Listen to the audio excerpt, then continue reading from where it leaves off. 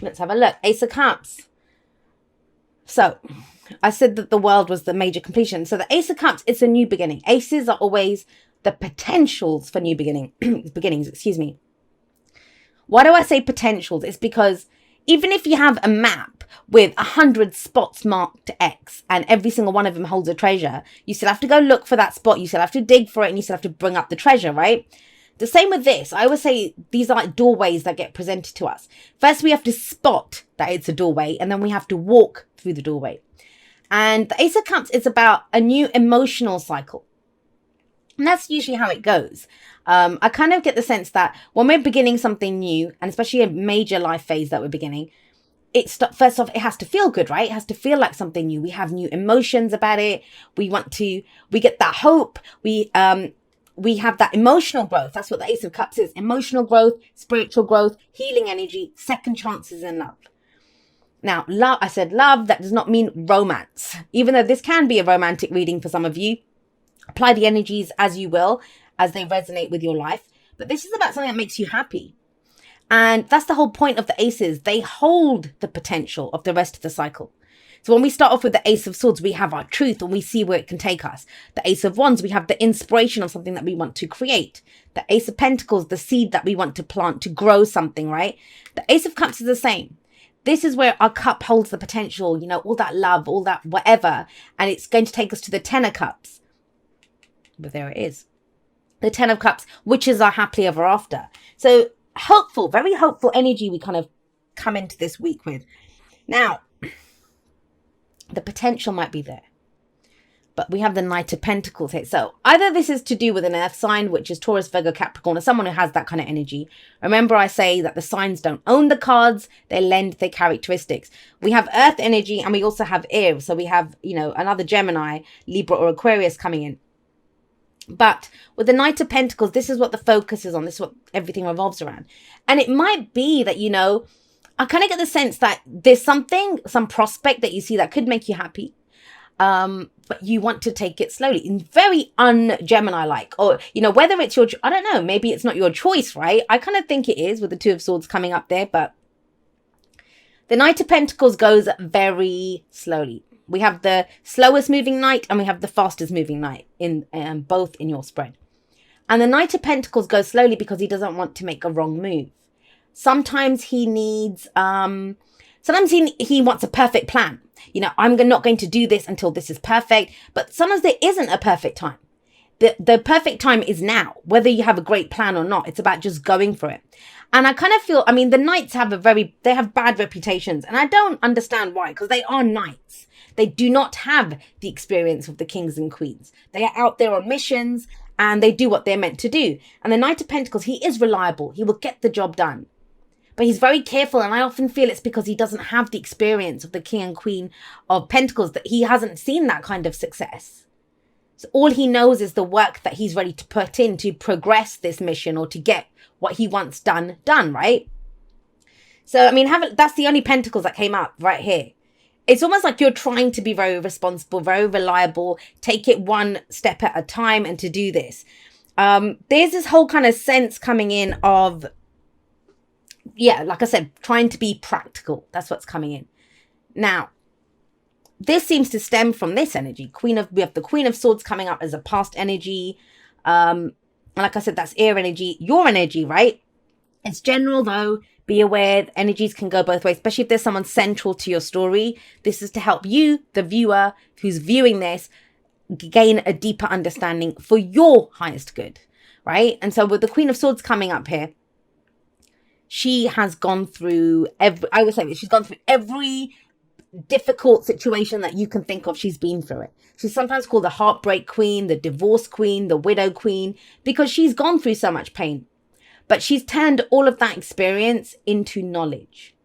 And out of that knowledge has become this, I always see her as very confident. Whereas I think he lacks confidence in what he's doing. That's why he takes a step and says, am I doing this right? Is this right? That's the kind of energy of the Knight of Pentacles. With her, she doesn't care. She doesn't think there's any mistakes. She doesn't think that, that she can do it. She's not afraid to be who she is. Why? Because she survived so much. And what do I always say about the Queen of Swords? Damaged people are dangerous. They know they can survive. There was actually an Aquarian that got very offended when I said that. I said that in an Aquarius video once. And they got very offended. And I don't think they understood what I meant. Being damaged, that's not a bad thing. Those are your battle scars of everything that you've been through in your life. And she wears them with pride. And it's given her she's fearless now. She will speak her truth, because what can anyone do or say to her? But she also demands the truth back in return. So that's why she always has a sword of truth. You know, she's famously said that she will cut you if you speak. She has a very sharp tongue, and she will cut you with that if you bring bullshit to her. So with this card coming out as a past energy, it kind of feels here that, you know, this is coming into your own. This is knowing who you are. That you have gained this knowledge from everything that you've been through. And that would imply that either what you're doing is something completely new, and it kind of feels like, it's, you know, are you considering doing something new? Because then you're being reminded you are the Queen of Swords. You're not actually the Knight of Pentacles. You don't have to go that slowly. Focus on what you know. Focus. You know, she's brave. She's courageous. I do see her as being brave and courageous, because nothing frightens her. She doesn't have faith in what's coming up or what people are saying to her. She has faith in herself. She has faith in the knowledge that she survived everything up until this point. She'll survive whatever else comes her way. So I kind of get the sense there's a kind of cautious energy here, especially with that column down there. But have a look at what's in the present. We have the Ten of Cups. Now I kind of get the sense that it's almost as if, I don't know, this could be a relationship, a job, a hobby, something that you consider, you're at this point, your cup is overflowing. You have this prospect of, oh my God, this could bring me great happiness, a new emotional cycle's coming in. Because you see this, you see the end game, you see where it can take you. And remember I said that the cycle goes from the ace to the 10. Now that's the case for some of you. For others of you, this is about closing out this old emotional cycle. This old emotional cycle. Because how can we begin something new until this closes out? And that's how the cycles run. As we say happily ever after. Take it from me as someone who has ticked off everything on their manifestation list quite a few times in my life. You know, as soon as you do that, you'll enjoy it for a few months. And then if you're anything like me, and you guys are air signs, so you are, and my Mars is in Gemini as well, actually, you get frustrated, because then it's like, okay, well, what am I working towards now? And I kind of get that sense that we always have this, we will appreciate what we have for a while, but then we change, right? I think getting things changes us, you know, getting fulfillment or having the relationships that we want or the jobs that we want, it changes us. And then we do set our sights higher. We do go for a different goal, a new dream. And that's great. There's nothing wrong with that. Ten of Cups in the present, though, I feel like it's for the majority of you asking you, what does the end game look like? What does it look like? What does that happily ever after look like? You know, the Nine of Cups, when it comes up here, yeah, I know it's the 10. I'm talking about the 9. The 9 of Cups is the wish card, but I always feel like that's what we want before we know what we need.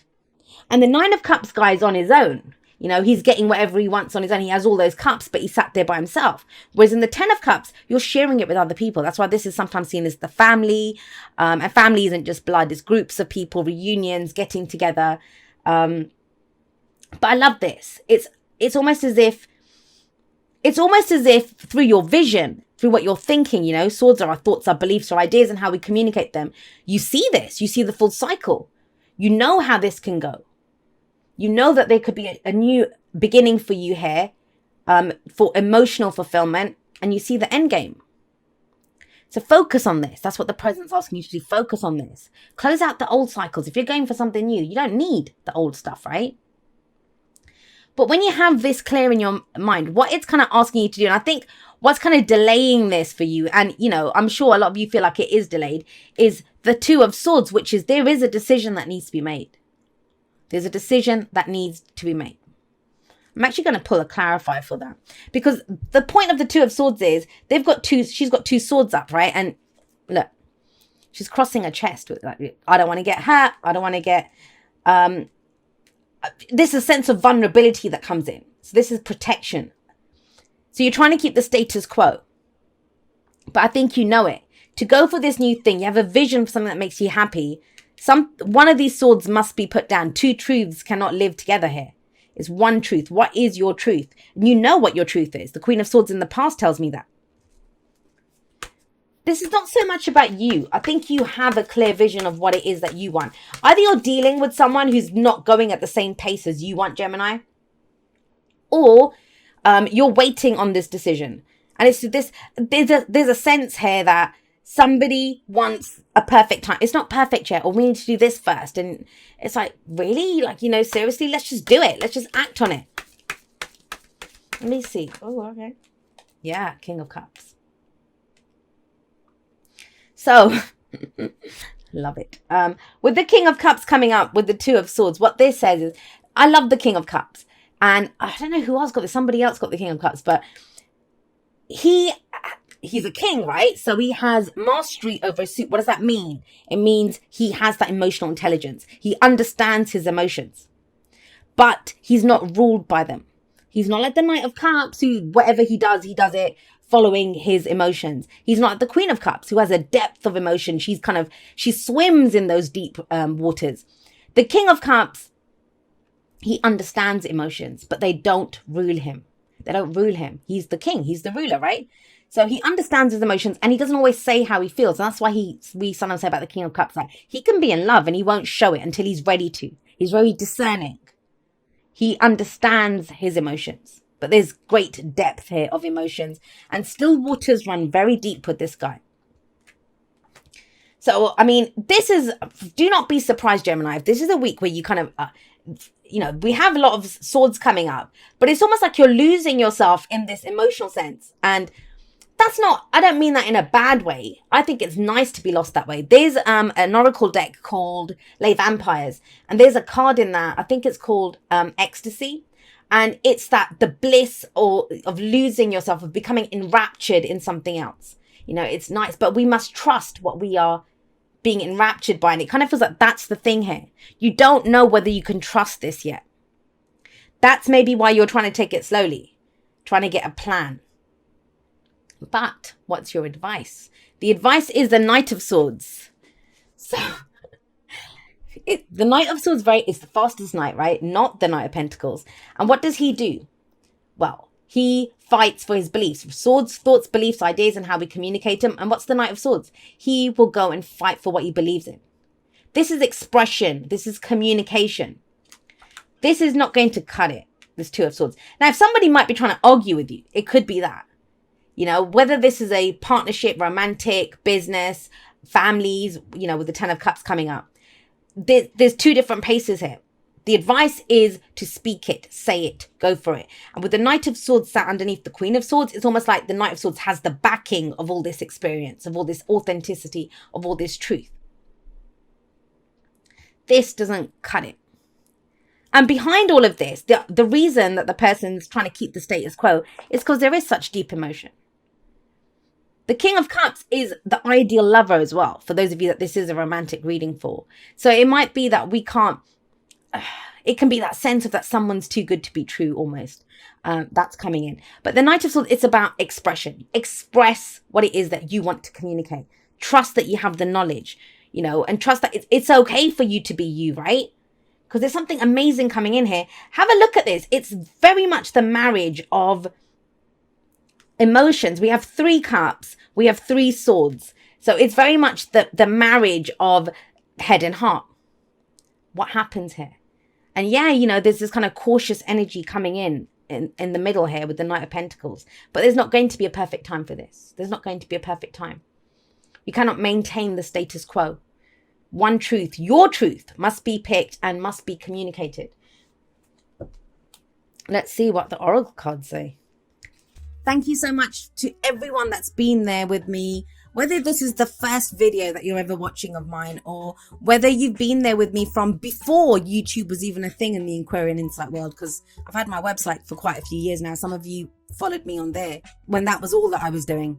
I'm so blessed that you guys are all a part of my journey, and totally and completely honored that you would make me and my messages a part of your journey. I never take that for granted.